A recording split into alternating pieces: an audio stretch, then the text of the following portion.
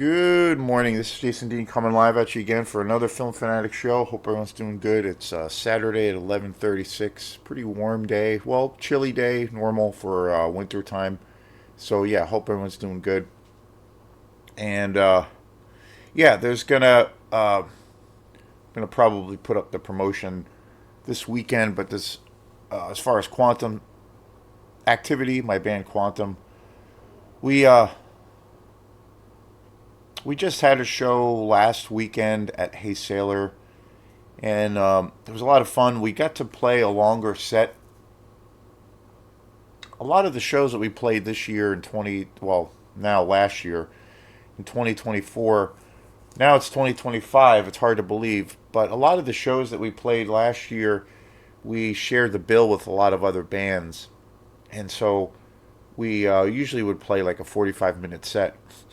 But now, which was great, we kind of, when we're doing those kinds of sets, we tend to play a little bit more or keep it a little bit more focused on the dance oriented kind of tracks. We try to mix things up quite a bit, but this past weekend we got to play a 2 hour set. And so we got to play, some of our more, I guess, experimental stuff, some of the jazz influenced stuff that we have, and some of the ambient music. Got to mix things up quite a bit. So it was a lot of fun. And so we're going to be having another show coming up this month. So stay tuned for that. I'm going to be doing the promotion for that either today or tomorrow. So there'll be a bunch of promotion in the next few weeks. Trying to keep, the winter time tends to be the very slow time here in Midcoast Maine for musicians. It always has a weird ebb and flow. So, but I'm trying to keep the band active, and I really love playing shows with that band. And I really feel like we have a lot of new material, and I always feel like it's a great way to kind of test the material, see if it has some weight to it, and it's got some, because a lot of times if the music goes over or can stand on its own terms live, then it's usually the material's pretty strong. If I feel like it doesn't really connect with people, or it just doesn't have that thing where it feels like it's missing the mark, then a lot of the times I'll put the tune back on the back burner, or maybe even I've which has happened to me many many times. Sometimes I'll regroup and redo the tune, or sometimes just throw it out. And then tunes that I feel are coming into their own, or that have some something to say, that's when I really can kind of focus in on that and kind of hone it into in a better direction. So it's always that work in progress, and that's the thing that I love the most about the live setting or the performance. Today's show is going to be on a movie that I saw probably I saw it about a week or two ago, and I was kind of blown away by this movie. It came out, I think, 2 years ago. It's a Norwegian film. It really reminded me of, I think, one of the best kind of vampire films that came out in the past decade. A movie called Let the Right One In. It's that movie is just an extraordinary vampire film. If you've never seen it, it's just an amazing film. This film that I'm going to be talking about is called The Innocents, and it came out, I believe, 2 years ago. It's a Norwegian film, and pardon my French here, but it was directed by Eskil Volgat, who is a Norwegian director.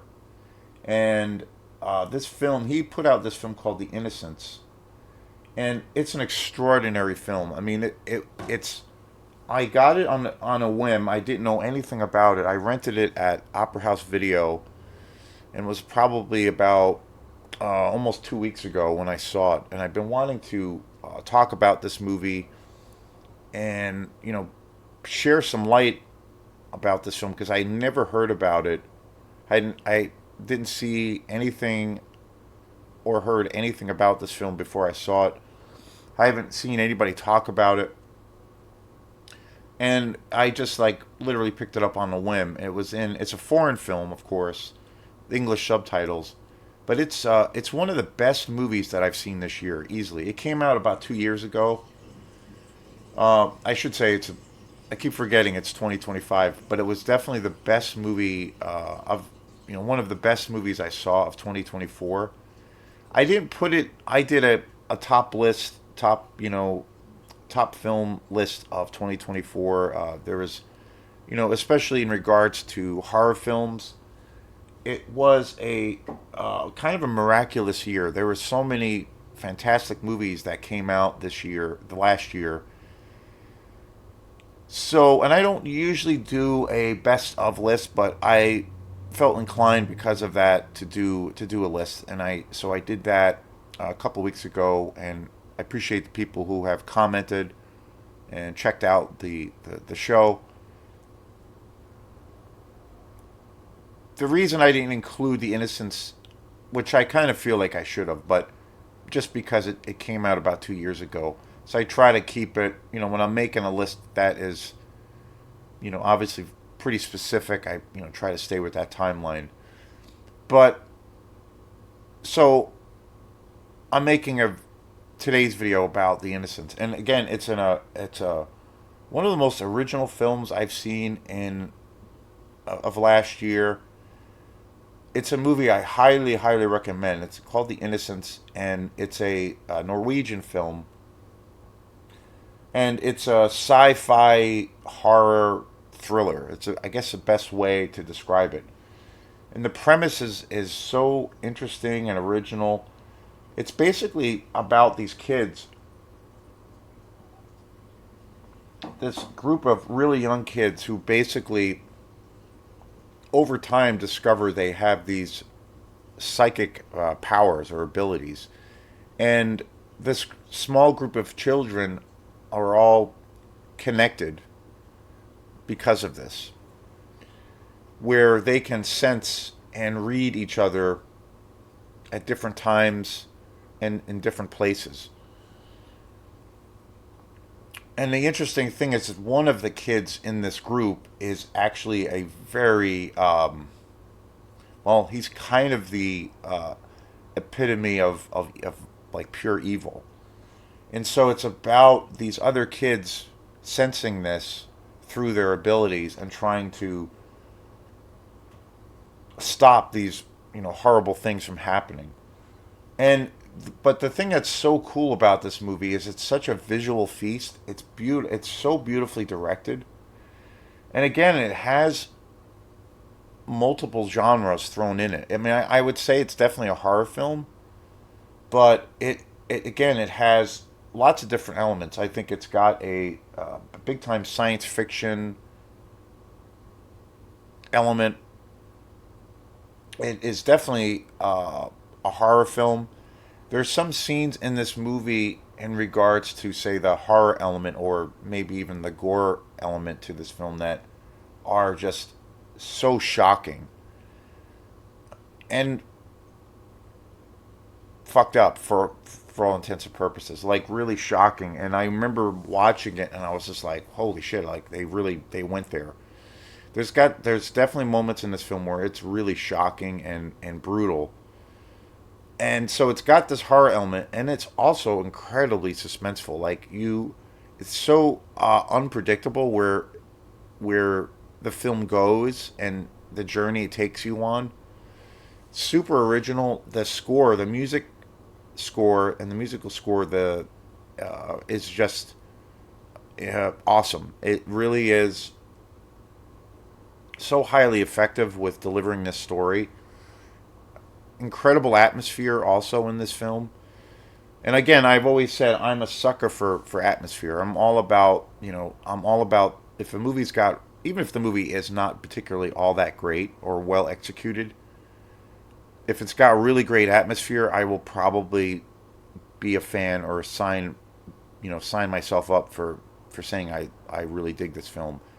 But in this case, The direction, the acting, the writing, the editing, the music, it's got all of those ingredients from top to bottom covered, and it's just an exceptional movie. I would love to buy this on Blu-ray. I have a huge selection. At this point, I have a ton of foreign films that I really love. I mean, even because really all of the exploitation movies that I own and all of the exploitation movies that I talk about, the majority of them are foreign films. So